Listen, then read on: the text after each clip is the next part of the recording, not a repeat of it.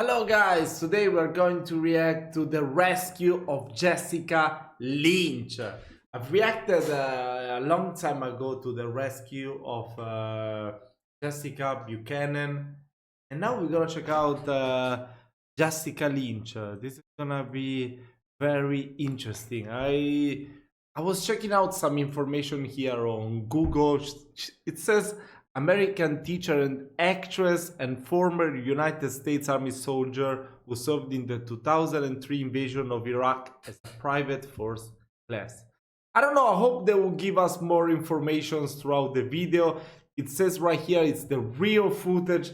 So yeah, let's check out this video. Come on. Everyone loves a good hero story. Saturday, March 23rd, 2003. An Army private wakes up inside an Iraqi hospital, confused and severely injured, taken prisoner of war after her unit was separated from a convoy and ambushed in Nasiriyah, Iraq. And the missing private's family anxiously awaited to learn the fate of their daughter. And after 9 days of captivity, Special Operations Command acquired intel on her whereabouts at the hospital. A team of Navy SEALs, Air Force PJs, Army Rangers, and Delta Force operators raided the hospital, breaching any and all doors in a daring rescue mission to recover and bring home Private First Class Jessica Lynch. This is the declassified story and footage of the rescue.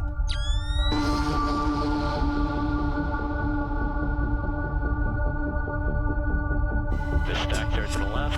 Which side? To the right. There you go. Do we have our the status marker? These go here, sir. Okay. They got the little birds in holding. But it go up toward them and then release where you want to land out. Come on, man. Let's get this girl. Saving Private Lynch. Okay, it makes total sense. The title. PFC. Capture March 23rd.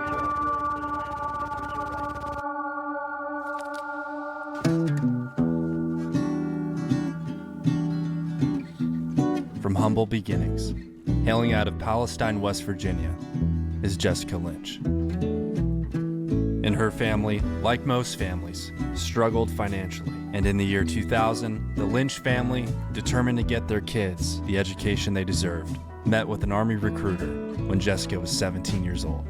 Hold on to the hand of self-destruction. And in July of 2001, Jessica enlisted in the United States Army. That I left a long time ago. She picked the MOS of a 92 Yankee, a supply clerk, giving her parents an extra peace of mind. And after all, America was in peacetime.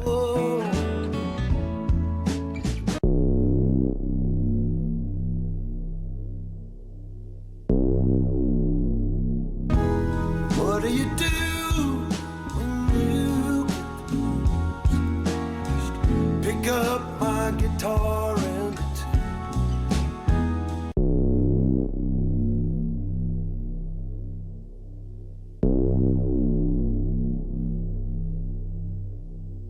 too much on your plate when I need to escape.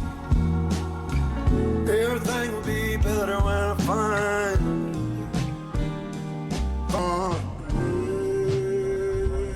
We understand that there has been a plane crash on the southern tip of Manhattan. You're looking at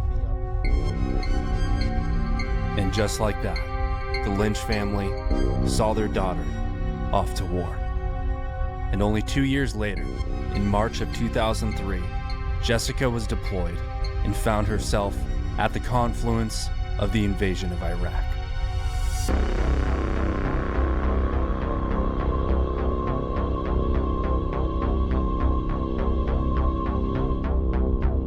On March 23rd, Jessica was part of a 100-mile-long, 600-vehicle convoy. She was attached to the 507th Maintenance Company when her unit became separated from the convoy after making a wrong turn. The Humvee, which Jessica was traveling in, driven by Lori Piestewa, was ambushed near Nasiriyah, a major crossing point over the Euphrates River. Lori Piestewa drove at a high rate of speed to evade the torrent of gunfire, but in a matter of seconds, the Humvee was hit by an RPG, sending the Humvee crashing into the rear of a tractor trailer. 3 inside were killed on impact. Lori Piestewa, Shoshana Johnson, and Jessica Lynch survived but were severely injured. Johnson, along with Private First Class Patrick Miller, would soon be stashed in various locations throughout Iraq. What's your name? Shana. Shana? And after the ambush, the Iraqis went back to check the vehicles and found Jessica Lynch and Lori Piestewa alive but in grave condition. They were both taken prisoner, and the families of the 507th anxiously awaited news of their missing loved ones. There was no time for proper memorial services for the 507. War meant they had to focus on the next military objective. What do you think the fate of a woman is in the hands of Saddam Hussein? She's got to be scared. It's common sense what's going to happen to female prisoners of war. It's inevitable. Jessica Lynch and Lori Piestewa were taken to a Nasiriyah hospital. The Iraqi forces, otherwise known as the Fedayeen, were not stupid by any means. They knew exactly how far Americans would and wouldn't go.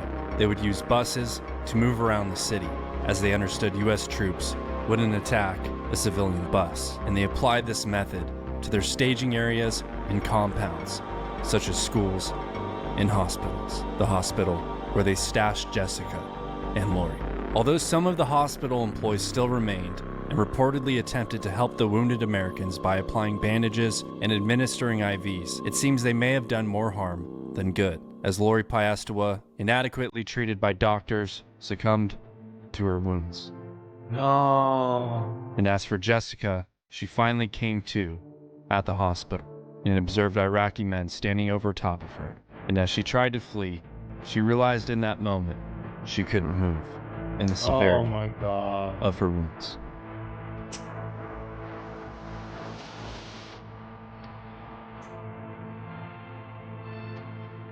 Wow.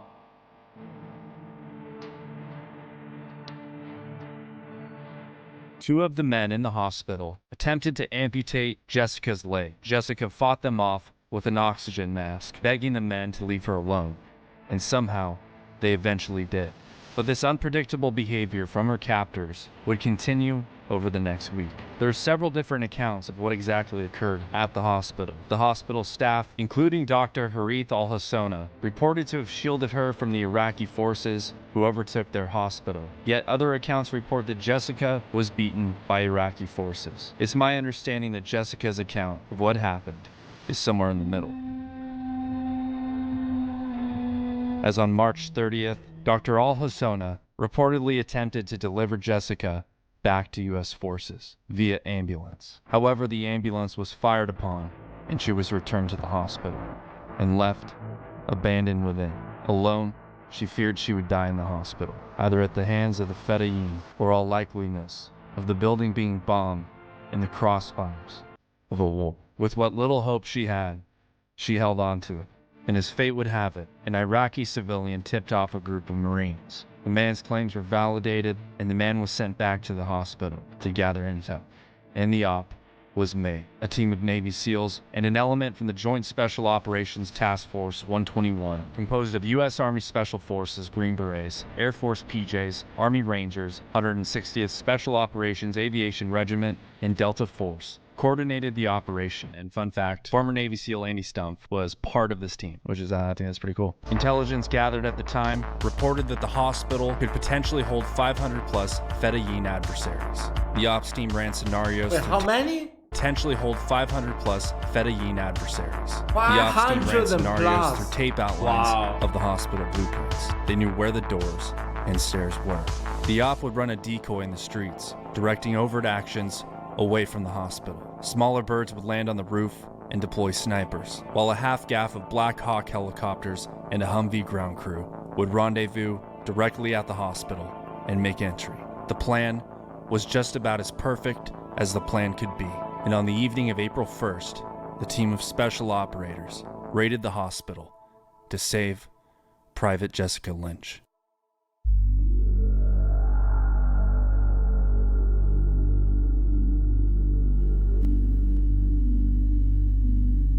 So guys, real good. You can probably start swinging. Tony, looking at 3 o'clock. Now to R2, we're going to start swinging for the building. Roger, you're clear. Looking good. Don't pass them, John. They should be stopping right now. I'm okay to pass. You're looking coming good. Out. Clear left. 2-2's coming out. Okay, looking good, John. Power at I got you at 96, 80%. Got the shaft. Looking good. Tony, searching the highway. Looking good, John. 100 feet. Power, 87. Coming right over the building. Don't blow by. I'm okay. Over the building. Good. 80%. What you got? Get him out. 112. What you got? Ropers away. Power good, John. Left. What you got? Easy on that cycling. Okay. You're good. Left. Come right. Looking good. Yeah, I know. 150. Looking good. Out the left door there. You guys see anything in here might affect anybody? And both on time. Understand, both on time. Tower, lady, 04. Okay, get that one. We're coming through 50 knots, 50. Roger, sir. 1-2 is out. Yeah, doing high. Looks like I got some flyers up there on the front. I have a car on the left side. There's a car. I see the car. Coming down and forward. Here, clear the wires. Keep coming forward. Keep coming forward. Come right. Come right. Okay, you're clear down left. Clear right. Clear down right. Okay. Yeah, slide a little bit left. Slide left. Okay, okay, you're clear down right now. Go ahead. Gotcha. Keep an eye on that corner right out there, about 9:30, 10 o'clock. Roger. Convoy. Yeah, sure it is. Yeah, I've seen just a little bit of tracer fire going from our tail to the left. No factor, really. Should be good. They're working lights. Or at least the outside lights. Okay, let it run into it.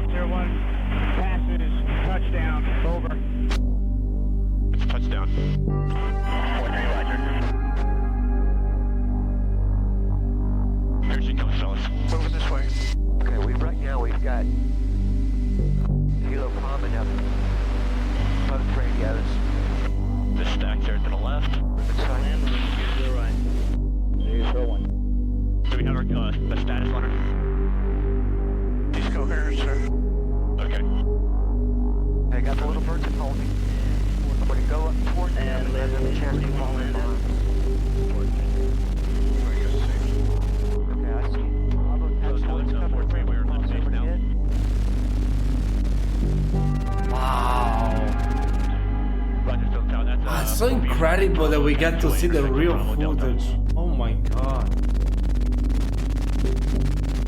Wow. And check 43, flights report when all landed. Okay, I'm not concerned.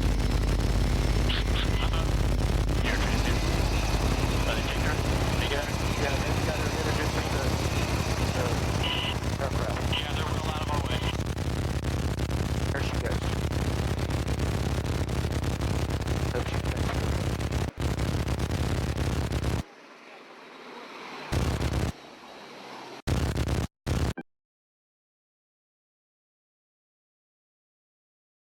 How was she treated after? Yeah, exactly. The operation went as smooth as possible. The intel of the 500-plus Fedayeen was a bust. However, according to the acting inspector general of the DoD at the time, the team received enemy fire from the hospital and the surrounding buildings, but neutralized the threat without suffering casualties. 11 bodies were recovered at the same time of Lynch's rescue, 9 from a shallow grave site and 2 from the hospital morgue, including the body of Lori Piester. On April 3rd, Jessica arrived in Germany and had her first round of surgeries. On April 12th, she returned to the United States to Walter Reed Medical Center. And on July 21st, she's presented with the Bronze Star, Purple Heart, and POW medals for her service in captivity in Iraq. And on July 22nd, Jessica Lynch is discharged from Walter Reed Medical Center and is finally brought home. Oh my god, bro. Wow. Take me back to the old dirt road where Mama and Papa used to go. Oh my god, I wanna cry. Let's sing oh my god. songs from a long time ago. Wow. Pine for them old days of yore. Well, let me run through the breeze. Oh my god, like this is too much. Bro, I don't wanna cry. Like the leaves when they fall. Well, let my mind go serene like a cool water stream that runs from the mountain so tall. Oh, take me back down the old dirt road. Wow. Oh my god.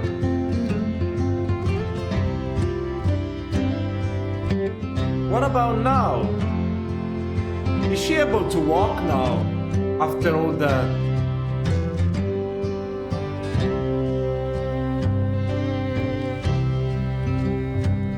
Take me home to rest where the mockingbird's nest and to cry through the green. Wow, that's so cool that they show the people that were involved in the operation of a rescue. In the spring, let's go back a ways to the old bygone days and the simple time we lived back when. Well, let the pull of the plow bring the sweat from my brow and the glow of the fire pull me home. Let me wind down my days in the sweet dusty haze. Take me back down the old. No, wait, I think that's all the people that has died, not the people involved in the rescue, because they said 11 bodies were recovered. Oh my god. So sad. Oh, take me back down. Shoshana Johnson and Patrick Miller were rescued on April 13th by US Marines. On the old dirt road. Take me back down the old dirt road. Camera right there. Smile. Can you smile for the family? So your folks will see how you're doing? They're going to be so glad to see you. You're doing great, Jessica. You're doing wonderful, okay? Welcome back. I need her arm. I need her arm, Bob. I need to get her out of here. Hey guys, if you enjoyed this video, be sure to hit that subscribe button. Oh There's a lot more mini documentaries in the works, and you don't want to miss them. And to any of my subscribers who are veterans or active duty, I just want to say thank you. Thank you for your service. Yes. I hope you guys enjoyed this video, and I'll see you guys in the next one. Thanks for watching. Goodbye. I found it really, really beautiful and bro, and so amazing that they will go back and just risk it everything for saving one person. We already saw it in the case of Jessica Buchanan. Now with Jessica Lynch. Wow, that's truly incredible. That was truly incredible. But yeah, thanks so much also the guy that tipped off where Jessica was held, the Iraqi, is that how you call people from Iraq? The Iraqi guy, you know? So most of the times we are generalizing, you know, saying, oh, okay, these people is bad, they are in war with these people, but of course the civilians are never involved into that. They might be the best people in the world. It's just these groups that took over their countries that they're really bad. They are too, I don't know, I feel like people that is like, I don't know, I feel like a regime built on religion is never a good thing, at least in modern era. Maybe in the past it could have been better, but nowadays, yeah, I don't know, whatever. But not everywhere it works the same way as it works in our countries in the West, that we have democracy. Some other countries are better off the way they are, and they are happier probably.